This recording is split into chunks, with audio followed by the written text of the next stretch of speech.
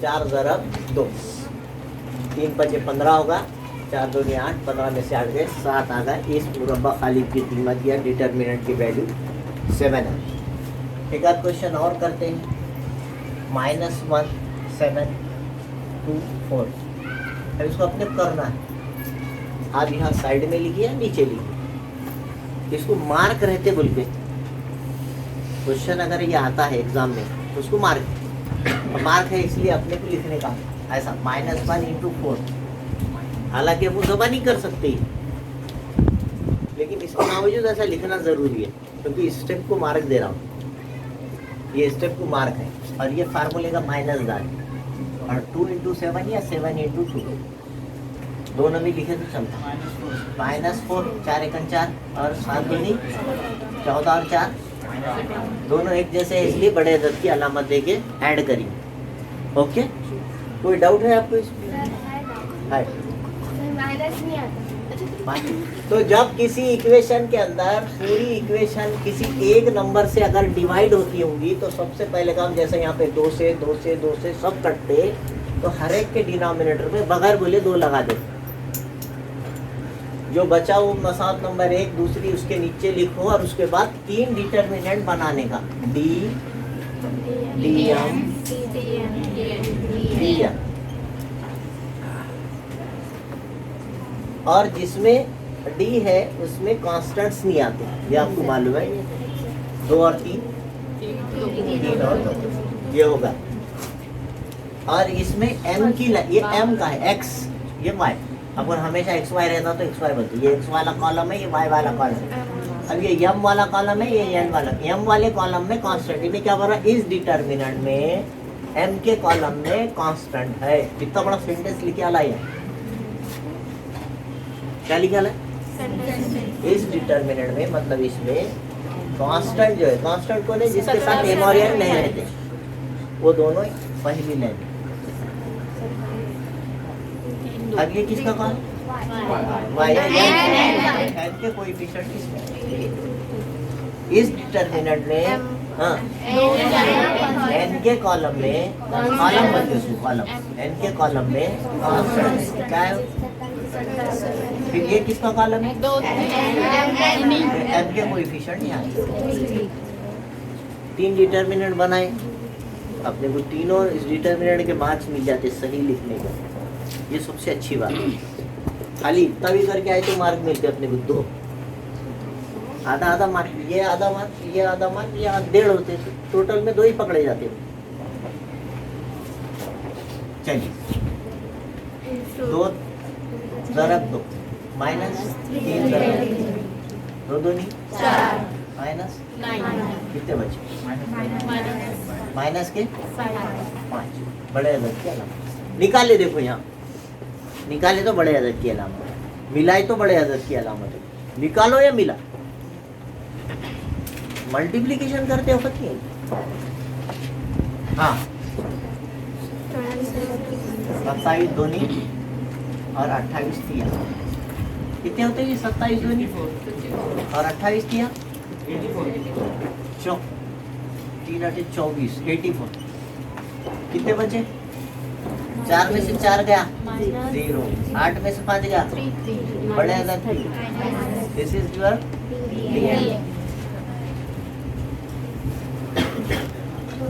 2 ज़रब 28 minus 3 ज़रब 28 दूनी 56, 27 किया 81, 1 में से 6 जाते क्या, बड़ा ऊपर लिखना, गलती से देखो कैसा होता, ये आड़ा लिखे वाला जो सब्सट्रैक्शन है ना, एग्जाम में कैसा हो जाता, देखिए बड़ा मस्त होता, कोई भी मेरे को बहुत अच्छा दिखता। कभी कभी ऐसा भी रूल रहना था, देखा देखिए 6 में से 1 का 5 बचे, 8 में से 5 के 3 बचे।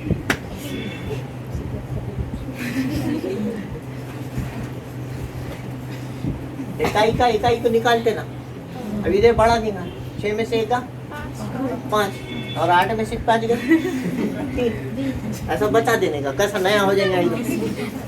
सही रहता है ऐसा, हाँ गलत हो जाएगा वो वीडियो कट करना पड़ता है क्या है। तो बड़े अदद को ऊपर लिखें, छोटे अदद। अगर कंफ्यूजन हो रहा तो ऐसा लिख के करने में बगैर शर्माए के लिख देने का, कोई पड़ोसी का देखने का नहीं। 100% याद रखिए, अपने बाजू आने वाला हमेशा कमजोर रहता। अपनी बैड लक है जो अपने मैथ्स के पेपर में जो भी आपके बाजू आएंगे, बाजू आते हैं ना कोई ना आपकी सीट के, आपका सीट नंबर बाजू में एक सीट, तो हमेशा पड़ोसी कैसा रहता, कमजोर रहता। ये मैथ्स की बैड लक है, तो इसलिए पड़ोसी का तो कभी देखना नहीं है ना, कभी भी नहीं देखना। किस्सा सुनाया था ना मैं तुमको, 11 में से 6 गए, 35 बचे, 8 में से 5 गए। अरे कभी देर ठहरो तो सही। 11 मैं बोला ना पहले, 11 में से 35 बचे, तो ये गलतियां हो जाती है। तो यहाँ 7 में से 5 गए, बड़े जाती है। याद रखें बेटा, ये सब चीज़ों से आपको बचना है। इसी के लिए बार बार बोलते हैं कि आप रिवीजन करो। घर में मैथ्स का रिवीजन पढ़ने से नहीं होता, लिख के निकालो। एक बार पढ़ना, एक बार लिखना, सॉल्व करना, सॉल्व करो बच्चे, हल करो बच्चे। मैथ्स कैसा करते हल किया जाता, मैथ्स पढ़ने का नहीं, मैथ्स हल करने का। अब हल करना अगर शुरू करें तो ये 15 दिन में होने वाला नहीं है। अब हल, अब आप सामने हैं, एग्जाम बहुत करीब है। एम मालूम करना है आपको, एम और एन वेरिएबल्स है ना, क्या है, डी एम बाय डी, आपको खुद से बना। और N is equal to D M कितना आया, बाय माइनस माइनस 5 6 के, M is equal to -25 by, इसमें भी दोनों में माइनस आया, 5 एम इज इक्वल टू 6, ये आंसर है। क्या है, 2 आदाद का मजमूआ।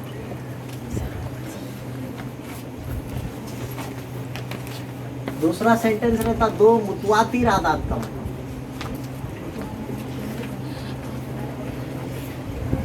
ये 2 टाइप के क्वेश्चन हमेशा एग्जाम में रहते, 2 आदाद का मजमूआ, 2 मुतवातिर तबई आदाद का मजमूआ, मुकम्मिल आदाद का मजमूआ, ऐसे अल्फाज आते, वहाँ कंफ्यूजन हो जाता, समझा।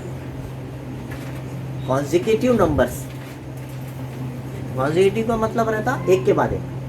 जैसे आपको ने बोले 25, 25 के बाद कौन आता, ये कॉन्जिक्यूटिव नंबर्स है, 25 और 26, हमको मालूम है उसमें। जिसमें मुतवातिर का लफ्ज आ गया, कॉन्जिक्यूटिव का लफ्ज आ गया, वो एक के बाद एक आने वाला। और इसमें ऐसा कोई वर्ड है क्या, दोनों वक्त में फर्ज करने का तरीका ही बदल जाता। 2 आदाद, यहाँ पे एक आएगा x और दूसरा आएगा y, दोनों का मजमूआ कितना क्या, तो ये 90, एकदम सिंपल इक्वेशन, एक x दूसरा y, खत्म। लेकिन यहाँ पर आएगा पहला x और दूसरा x जमा 1, उसके बाद वाला 25 में 1 मिलाए तो 26 आता, तो दिस इज 25, इन्हें 25 और 1, स्टाइल बदला कि नहीं बदला, वो लिए क्या। तो ये ख्याल रखें हमेशा, 2 आदाद, 2 मुतवातिर आदाद, वो वर्ड आया क्या देख लेना पहले अच्छे से, जरा गड़बड़ होने। और 2 मुतवातिर जुफ्त आदाद, इसमें आता है एक और एक वर्ड क्या आता है, मुतवातिर जुफ्त या ता। अब वो रिवीजन है बल्कि सब समझाना है एक साथ, उतने प्रॉब्लम करा नहीं सकते। फर्ज करने में गड़बड़ हो गई कि आंसर चेंज हो जाता। तो ये पहला सेंटेंस हमेशा बड़ा काम का रहता, आपको उसमें सपोज करने का रहता, और सपोज करते वक्त गड़बड़ नहीं होती। देखिए जुफ्त आदाद बोले तो जैसा 4 है, 4 के बाद का कौन है, इवन नंबर 6 है, इवन है। उसके बाद वाला इवन बोले तो 2 से कटने वाले 4 के बाद कौन कटता, 6। ये दोनों कॉन्जिक्यूटिव, इसके साथ में लफ्ज जुड़े हुआ है कॉन्जिक्यूटिव। कितने का फर्क है दोनों में, तो पहला x लिए तो दूसरा x जमा 2 आएगा।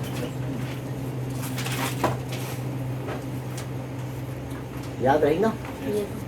ऐसे क्वेश्चन में आता है उनके मुरब्बों का मजमुआ, the sum of the squares of, sum बोले तो मजमुआ, स्क्वायर्स बोले तो दूसरियां, sum of the squares of two consecutive even numbers, two consecutive odd numbers. Odd में भी देखिए पहला 3 समझो, अपन ने बोले 3 के बाद कौन आता है? 3 के बाद 8 नंबर कौन है? 2 के पहाड़े से नहीं कटने वाले, कितने का फर्क है? तो उसमें भी यही फर्क करना पड़ेगा, पहला x दूसरा x जमा 2। और इसमें ये वर्ड नहीं आया, खाली तब याद आ, नेचुरल नंबर्स गिनती को बोलते हैं। नेचुरल नंबर किसको बोलते हैं? तब याद आ, गिनती को बोलते हैं। एक एक से बढ़ती है, 25, 26, 27, 28, एक एक का इजाफा होते रहो। इसमें x जमा 1, थोड़ा थोड़ा फर्क समझा क्या? पूरा एक साथ समझ में आना फर्क। अब ये याद रखना, 15-20 दिन एग्जाम है।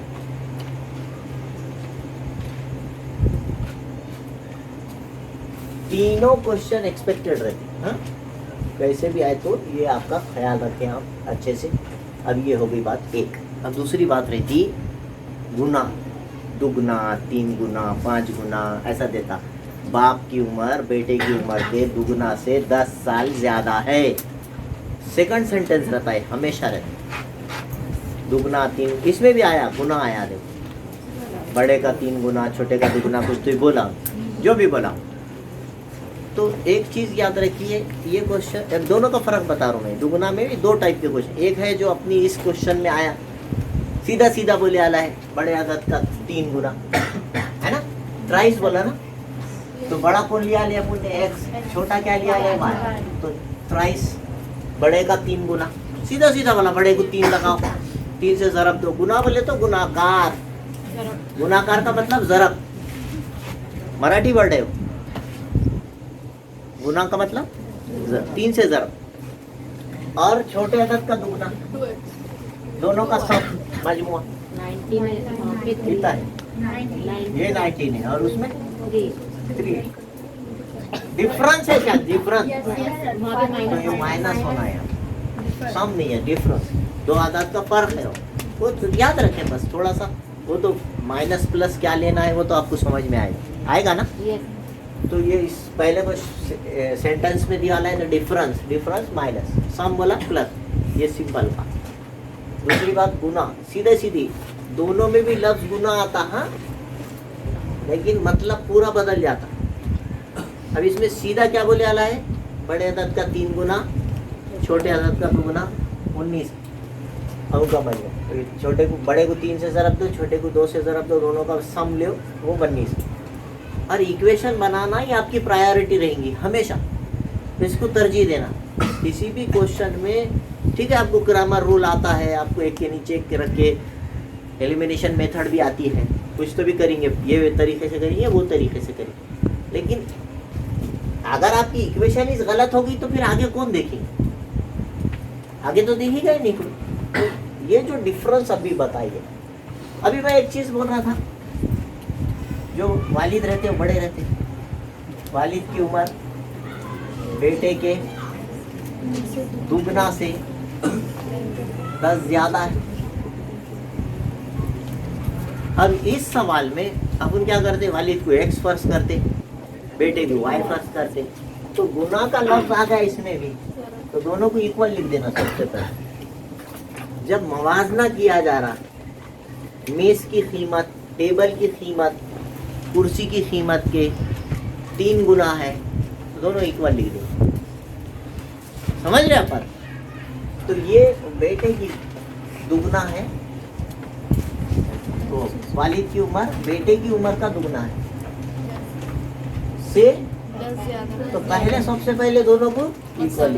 अब उसमें अपने को समझ में आता किसकी कीमत कम रहती, किसकी ज्यादा रहती।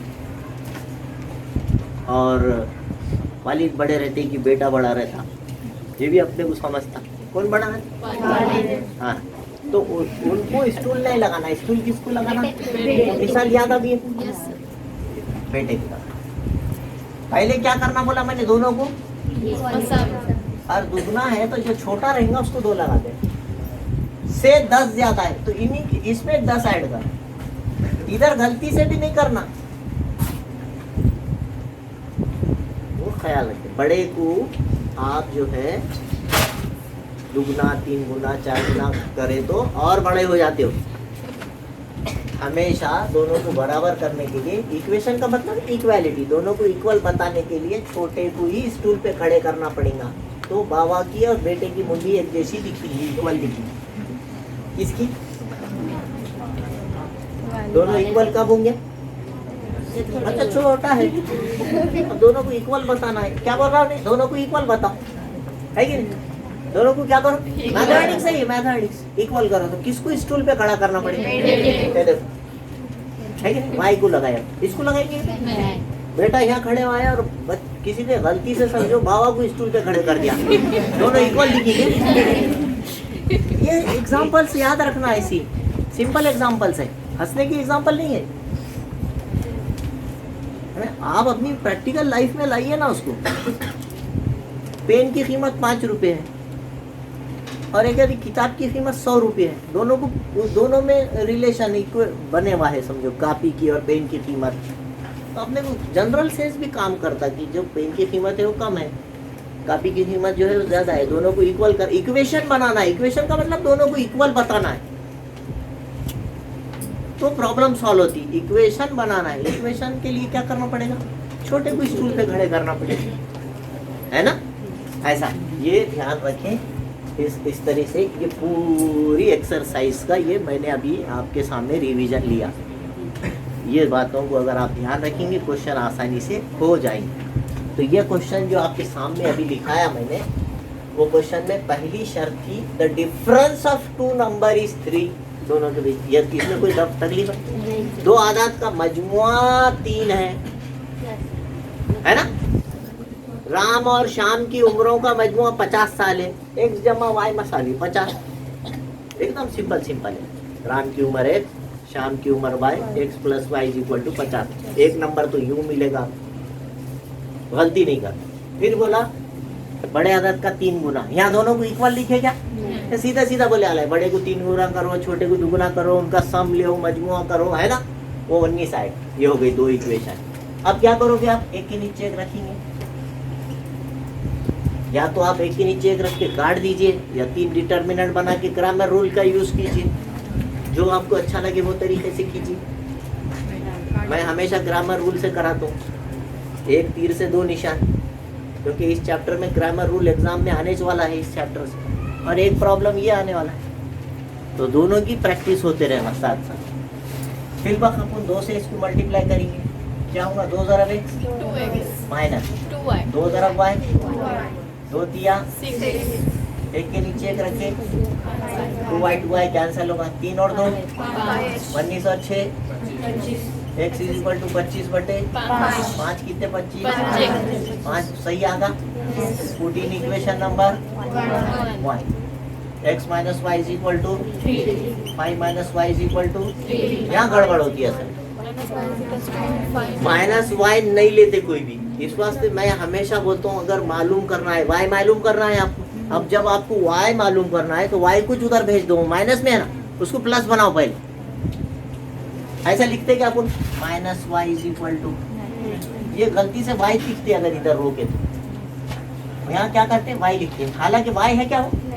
माइनस वाई लिखना चाहिए। तो ये गलती होती, तो पहले से ध्यान दीजिए, जब मालूम जिसको करना है, आपको वाई मालूम करना है और वाई निगेटिव है तो उसको पॉजिटिव बनाओ, उठा के उधर ले जाओ, और उधर जो बैठे वाला है 3 उसको इधर, इतना हो जाएगा काम। इस तरह से y इज इक्वल टू 2, ठीक है? ये ध्यान रखें, लिखे बड़ा आदत 5 है, छोटा आदत 2।